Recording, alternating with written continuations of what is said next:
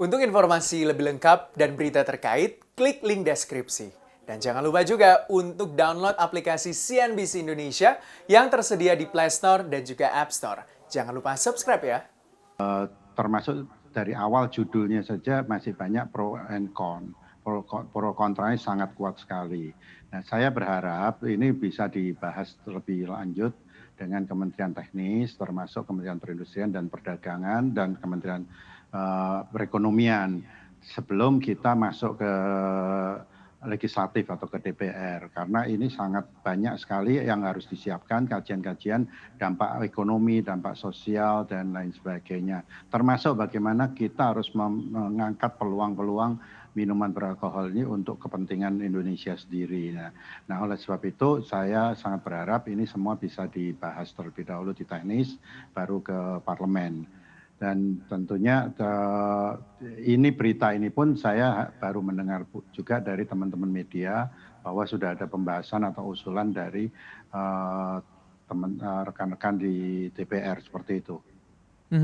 Pak Adi, tapi terkait dengan bisa dikatakan untuk pemain di industri minuman beralkohol, kalau dari anggota GAPMI atau mungkin dari asosiasi lain begitu yang tadi Anda katakan, seberapa besar sih untuk industri minuman beralkohol ini, seberapa banyak pemainnya? Kalau pemainnya tidak banyak karena dibatasi ya, di anggota GAPMI itu antara lain perusahaan-perusahaan bir itu anggota GAPMI, beberapa juga ada wine ya, di Bali ada beberapa, setahu saya di Bali itu yang eksis saat ini ada sekitar 4 perusahaan ya, kemudian perusahaan bir itu ada 3, 4 ya yang baru ya salah satunya. Saya kira hanya terbatas itu. Tapi kalau tradisional itu sangat banyak sekali. Tiap-tiap daerah punya khas sendiri. Ya, ada beberapa merek-merek lokal yang memproduksi minuman beralkohol.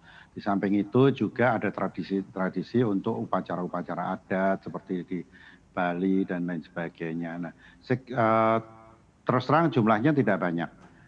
Karena sebenarnya minuman beralkohol ini karena sangat dibatasi di Indonesia, sehingga kita tidak bisa menggali potensi.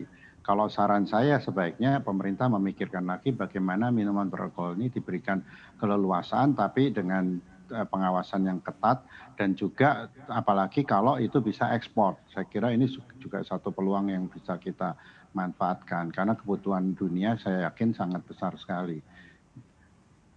Pak Adi, mungkin terakhir begitu ya, apa yang Anda harapkan terkait dengan rancangan undang-undang ini yang bisa dikatakan mengatur beberapa atau misalnya untuk sektor pariwisata, keagamaan dan segala macamnya itu diperbolehkan untuk minuman beralkohol ini, tapi mungkin juga mengatur beberapa sektor lainnya yang tidak diperbolehkan. Harapan Anda seperti apa terkait dengan rancangan undang-undang ini jika nanti sudah dibahas di Badan Legislasi juga?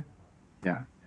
Pertama tentunya judul kita harus bahas kembali, jangan judulnya larangan tapi adalah pengaturan.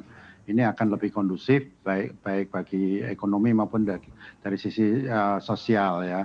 Karena kita tidak membatasi hak orang untuk minum minuman beralkohol apalagi yang tidak dilarang oleh agamanya seperti itu. Kemudian tentunya kita juga ingin mengatur bahwa mana yang boleh dan mana tidak boleh dalam hal produksi dan distribusi. Ya, tentunya ketiga juga kita ingin sesuai semangat dari Undang-Undang Cipta Kerja nomor 11, bagaimana kita memberikan sanksi-sanksi lebih ke pembinaan dan administratif untuk mendorong dunia usaha ini lebih berkembang.